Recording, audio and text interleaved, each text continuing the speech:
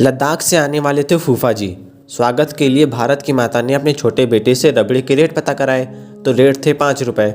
बड़े बेटे से कहा जाओ बेटा ले आओ। बड़ा लड़का लाया 50 रुपये की। माँ ने कहा अरे नालायक 5 की चीज़ 50 में क्यों ले आया।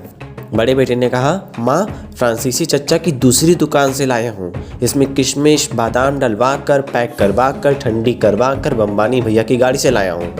बम्बानी भैया साथ गए थे, चाहो तो इनसे पूछ लो, इसीलिए महंगी मिली। माँ ने कहा ओके कोई बात नहीं, बात हो गई थी ख़त्म।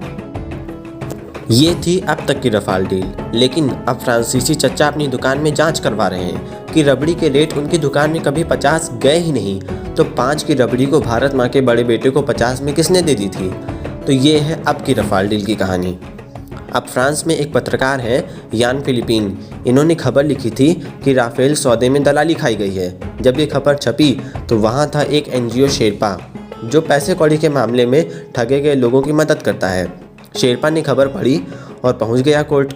रिपोर्ट में दावा था कि डसॉल्ट यानी वो कंपनी जो राफेल जहाज बनाती है, वो और रिलायंस के बीच मामला कुछ गड़बड़ है। भारत सरकार फाइटर जेट खरीदने वाली है ये किसी को नहीं पता था, लेकिन उससे पहले ही डसॉल्ट एविएशन को पता चल गया कि भारत को किस तरह के फाइटर जेट चाहिए। और एक सुषेण गुप्ता नाम का आदमी है जो ऑगस्टा वेस्टलैंड घोटाले में पकड़ा गया था, उसकी कंपनी ने भी कुछ सौदेबाजी की है। फिर क्या था, भारत होता तो पत्रकार को पीट दिया जाता, गिरफ्तार हो जाता, जेल भेज दिया जाता, गोदी मीडिया कुछ और कहता और सोशल मीडिया कुछ और बताता, लेकिन वो है फ्रांस। इतनी ही बात उछलते ही फ्रांस के नेशनल प्रोसिक्यूटर ऑफिसर ने एक जज को इस डील की जांच के लिए लगा दिया। कहा देखो भैया, किसने चोरी की है और किसने दलाली खाई है देश की इज्जत का सवाल है। ऐसे दलाली होगी तो लोग हमारी दुकान से कभी सामान ही नहीं लेंगे। महंगा बेचना होगा तो हम लोग बेचेंगे, दलाल थोड़ी ना बेचेंगे। अगर न्यायिक जांच में सबूत सही पाए जाते हैं तो आगे ट्राई होगा, मुकदमा चलेगा, सनी देओल वाली अदालत लगेगी।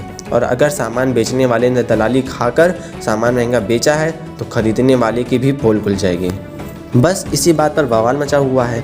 2016 में 36 राफेल विमानों का सौदा हुआ था। ये डील फ्रांसीसी एयरस्पेस के डसॉल्ट एविएशन के साथ 59,000 करोड़ में की गई थी। इससे पहले कांग्रेस सरकार 126 जहाज़ खरीदने के फिराक में थी, लेकिन खरीद नहीं पाई थी।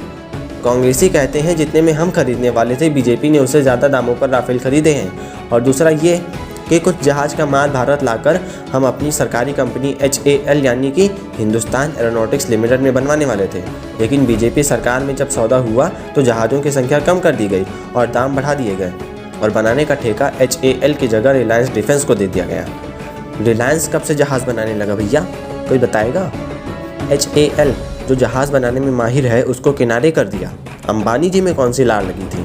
कांग्रेस कहती है 526 करोड़ का जहाज़ बीजेपी वाले 1670 करोड़ में खरीद कर लाए। बीजेपी कहती है इसमें सामान ज़्यादा लगा है, अच्छी क्वालिटी का लगा है, उसका अपडेट वर्जन है इसलिए महंगा है, जैसे एप्पल 12 प्रो और 12 प्रो मैक्स। ये मामला सुप्रीम कोर्ट भी पहुंचा था। कोर्ट से गुजारिश की गई थी कि राफेल डील की जांच के आदेश दे दिए जाएं, तो कोर्ट ने कहा कोई ठोस सबूत नहीं है। तो ये थी अब तक की राफेल डील की कहानी। तो साथियों आज के लिए बस इतना ही। चलते हैं। राम राम, दुआ सलाम, जय हिंद, जय भारत।